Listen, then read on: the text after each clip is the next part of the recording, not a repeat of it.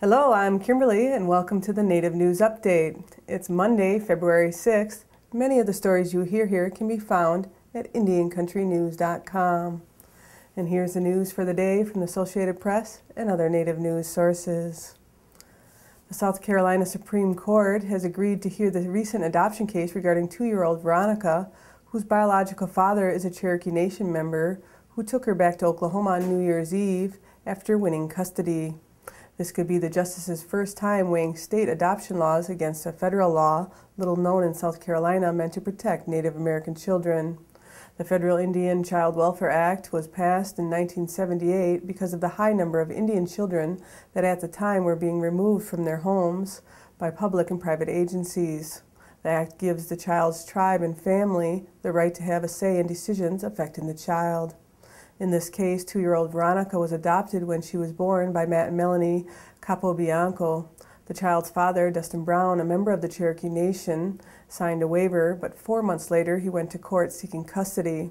The courts eventually awarded Brown custody of the child, and he arrived in Charleston, South Carolina, on New Year's Eve with his parents to take the girl back to Oklahoma.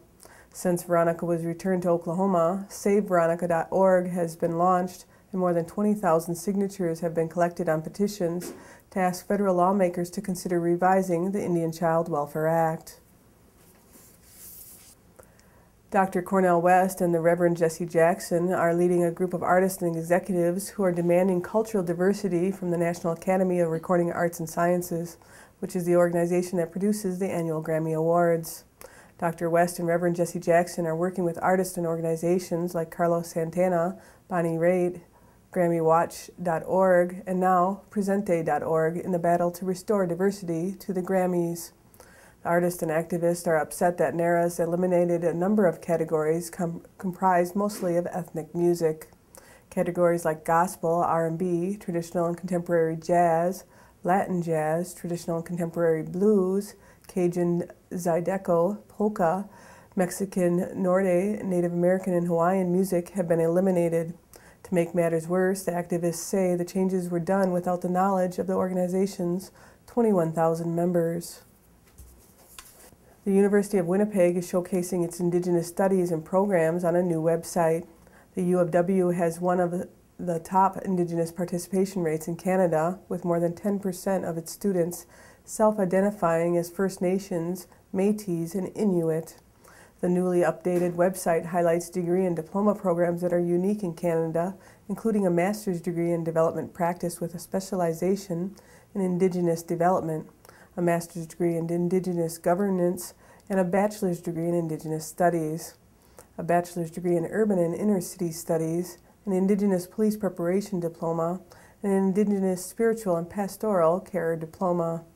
In addition to the new website, in December of 2011, the university's Board of Regents approved the creation of an Indigenous Advisory Circle to ensure the inclusion of Indigenous peoples' perspectives in the governance of the University of Winnipeg.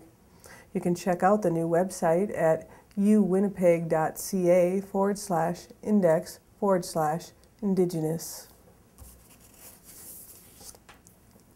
Lawrence Livermore National Laboratory and the Navajo Nation have signed Memorandum of Understanding to collaborate on energy in areas including energy security, wind, solar, geothermal, carbon sequestration, environmental studies, shale gas, oil recovery, and coal gasification.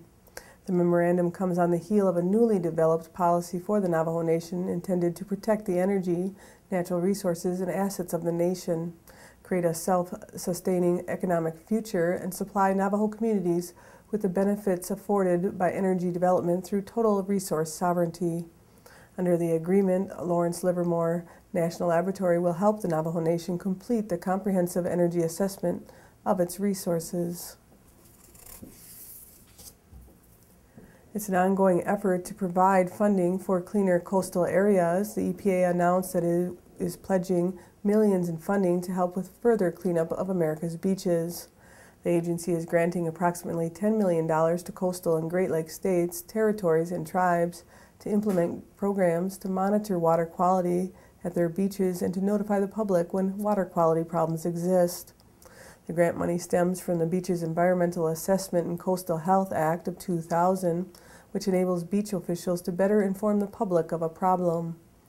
Additionally, the EPA will be launching a sophisticated website that will help notify citizens of beach closures. The website is called Beacon and will be updated every 2 hours with data provided by participating states, territories, and tribes.